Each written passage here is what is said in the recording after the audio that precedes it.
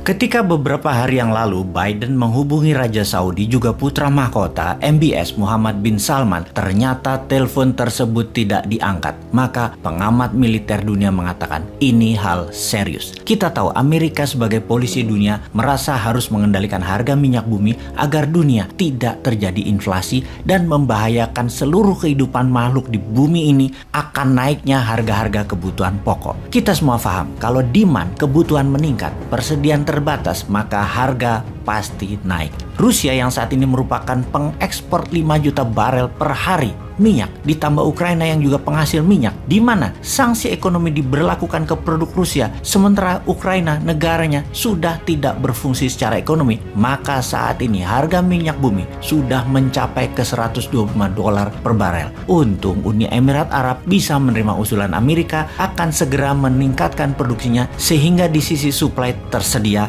banyak, dan rumor itu cukup membuat harga minyak bumi turun ke harga $106 per barelnya hari ini. Namun Arab Saudi, penghasil 40% kebutuhan dunia akan minyak, tidak mau meningkatkan kapasitasnya karena sangat menikmati naiknya harga saat ini. Kita tahu Saudi adalah sekutu Amerika, namun untuk satu hal ini, meningkatkan produksi minyak, Biden telepon gak diangkat adalah bentuk perlawanan Saudi, bentuk ketidaktaatannya MBS kepada Biden. Harga minyak di atas $105 per barel membahayakan ekonomi Amerika. Titik rapuhnya adalah ketika harga minyak bumi di atas $125 per barelnya. Kita bahas mengenai geopolitik dunia sebelum membahas rinci masalah efek kenaikan harga minyak bumi ini. Tidak tunduknya Arab Saudi menambah deretan negara-negara dunia melawan hegemoni Amerika. Setelah Tiongkok melakukan banyak hal sejak tahun 90-an, mulai dari peniru atau imitating country, kemudian menjadi negara pencetak uang, kemudian menjadi negara penerima shadow banking, uang haram, puncaknya di tahun 2013 dengan strategi obor.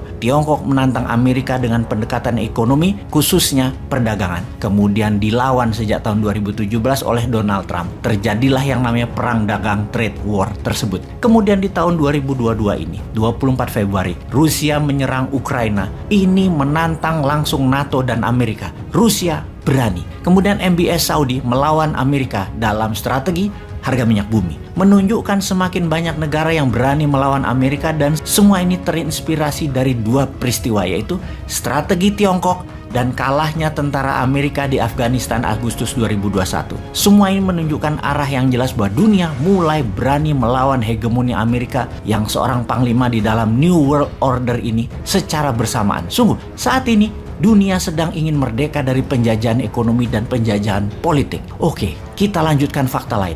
Saat ini, Jepang mengklaim balik Pulau Kuril yang menjadi wilayah sengketa dengan Rusia. 2 hari yang lalu Jepang mengklaim hal tersebut. Kuril Island menjadi bagian dari Jepang kembali, dan terlihat Jepang mengambil tindakan militer setelah Amerika menyetujui dan mengirim sebagian kekuatan naval dari Armada ke-7.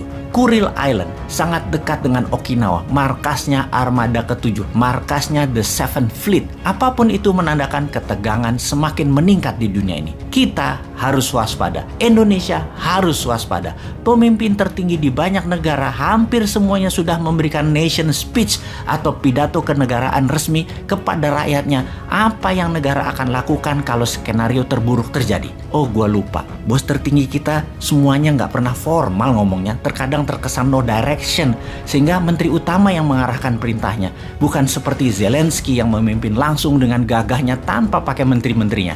Apalagi seperti Putin yang dengan gagahnya memimpin terdepan dan memberikan arah dengan jelas sebagai commander in chief sebuah negara berdaulat. Wes, mimpilah leader kita saat ini mengarahkan 24 jam ke rakyatnya.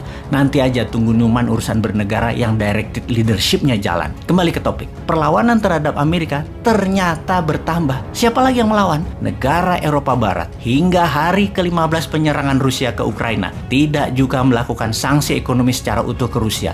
Eropa Barat masih beli minyak bumi dan gas dari Rusia. Perdebatan sengit antar kepala negara Eropa dengan Amerika di meja NATO dan di meja bilateral menyatakan mereka tidak kompak. Pastinya mereka tidak berani memberikan sanksi utuh ke Rusia karena ketergantungan dengan Rusia atas energi. Inilah yang menjadi unik dari perang di Ukraina ini, karena demikian rumitnya hubungan koneksi perdagangan tersebut. Rusia itu penghasil gandum 50% dunia, penghasil 12% minyak bumi, dan produsen nomor 3 terbesar atas oil and gas, di mana Eropa Barat 60% bergantung kepada Rusia dalam dalam hal energi, ketidaktaatan Eropa Barat membuat Amerika pusing. Karena selain banyak negara mulai melawan dan tidak nurut, ekonomi Amerika menjadi di ujung tanduk dalam masalah perekonomian. Jadi, apa kesimpulannya? Dunia saat ini dipastikan sedang mencari keseimbangan baru. Semua bergerak masing-masing menyelamatkan bangsa dan negaranya masing-masing. Semua tegang dan semua berstrategi. Dan kita jangan sampai bergerak mengambil balik si padan ligitan dari Malaysia untuk jadi bemper penangkis serangan dari utara. Mengambil balik Timur sebagai bemper ancaman dari selatan. Mengambil minyak murah dari Venezuela misalnya. Jangan sampai segitu agresif dan pinter. Jangan, tetaplah tidak peduli, tetaplah ngurusi proyek-proyek, dan tetaplah perpanjangan jabatan tersebut.